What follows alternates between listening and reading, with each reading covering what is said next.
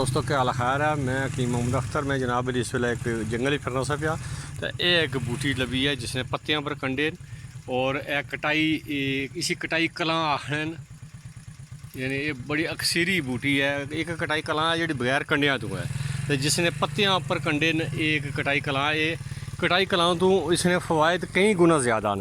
कटाई कलां नहीं तुम हिस्ट्री सारी पढ़ो तो उस तो बाद इस लाओगे इसी डबल नाल ज़रब देगी इस तरह अच्छी चीज़ है। ये ख़ास एक बूटा है कटाई कलां।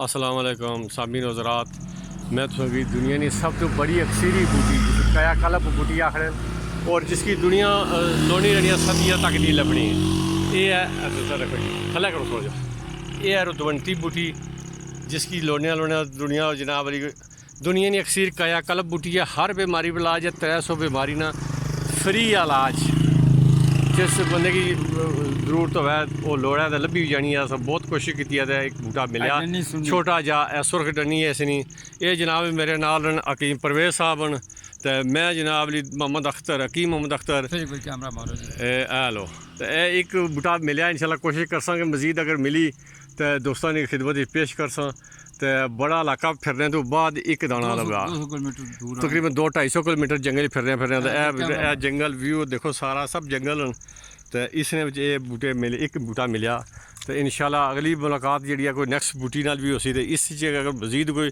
तादाद मिली तो फिर इंशाल्लाह रब्ता हो।